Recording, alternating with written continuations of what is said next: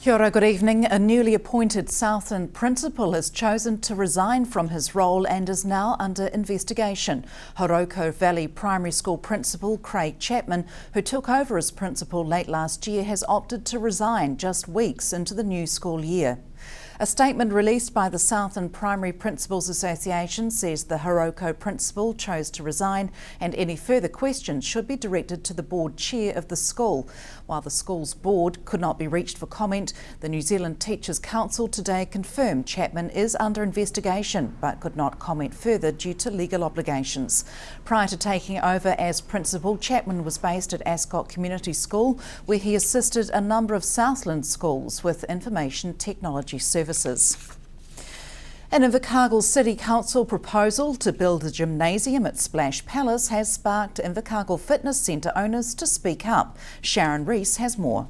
The multi-million-dollar proposal could see major modifications to Splash Palace, including an extension of change rooms, the cafe and main foyer, as well as the gym extension with an estimated value of almost $800,000. But the latest plans tabled at this week's Regulatory Services Committee meeting were met by letters from concerned gym owners around the city.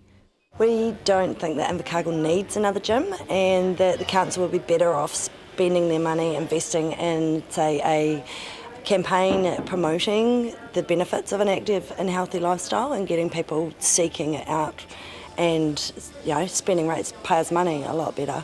I don't think Invercargill could support another gym. I think there's adequate facilities in this area. If there is another gym put into the system, will that affect your business? Yes, it will.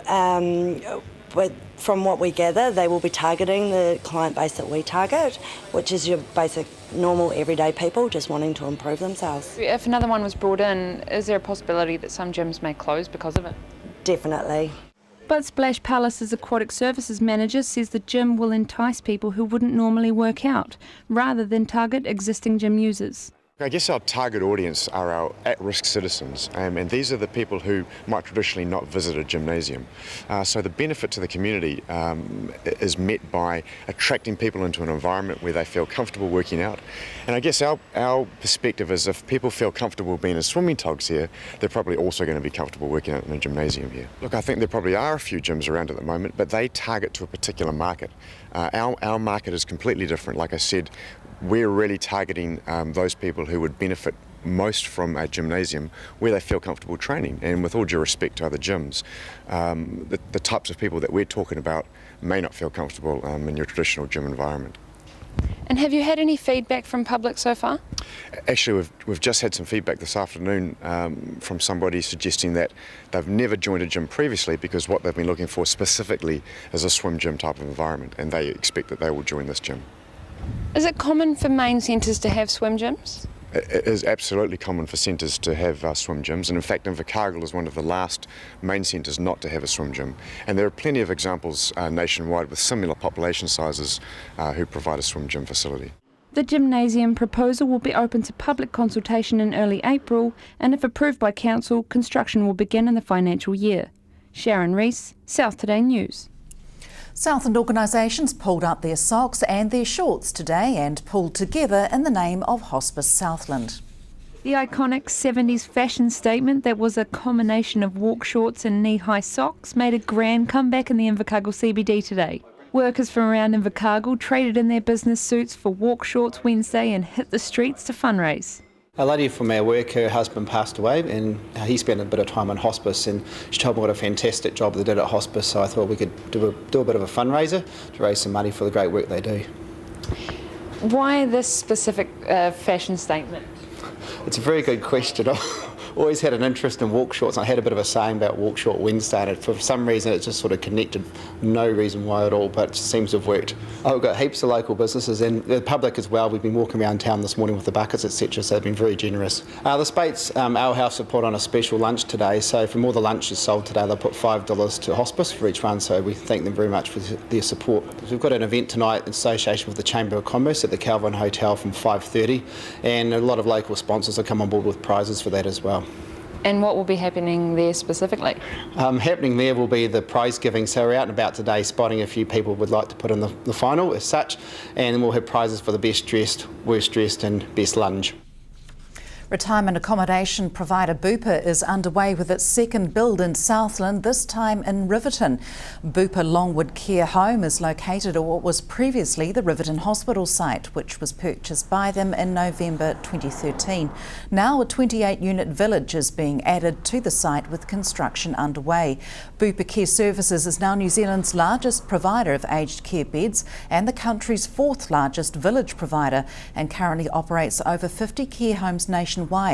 The $8 million development is the first of three major developments in Riverton, and this is their first development in a rural area. Still to come on the bulletin, a new attraction in Riverton, and Tuatapori's final resting place gets a modern addition.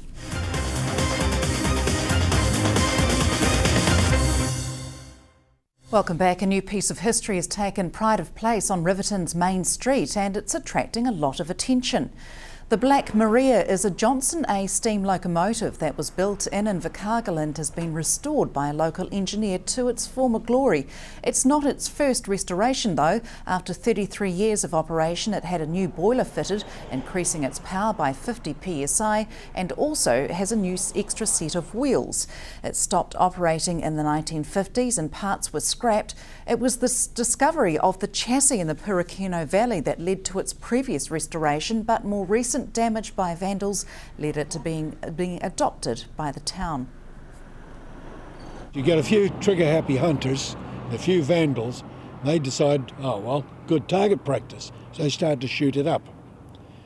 So there was a crowd got together here in Riverton and decided, look, we can't have this.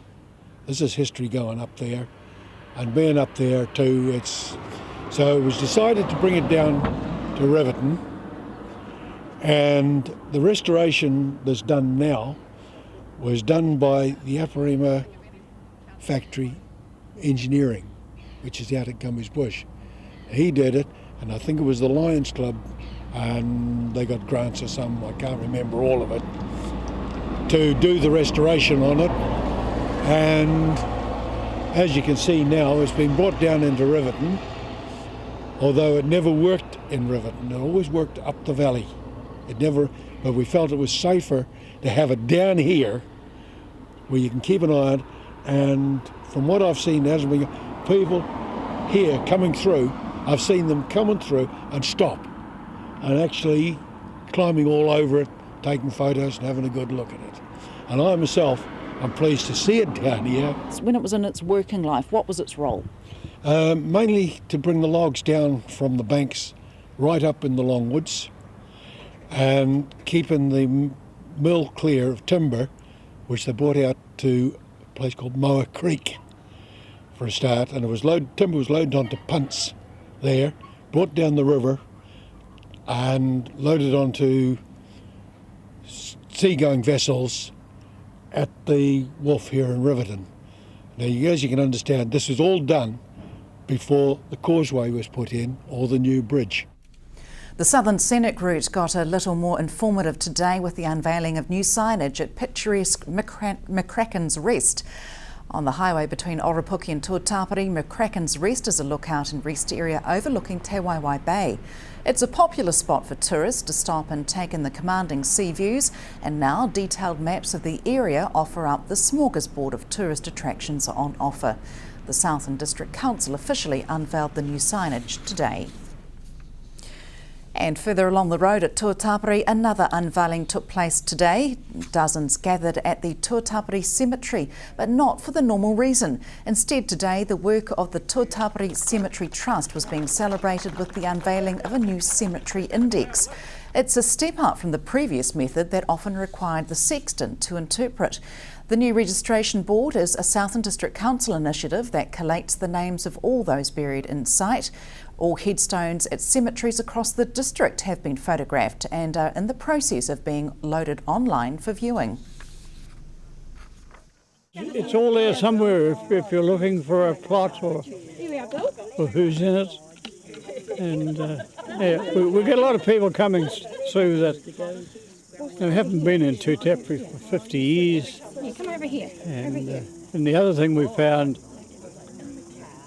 a lot of them had bought plots.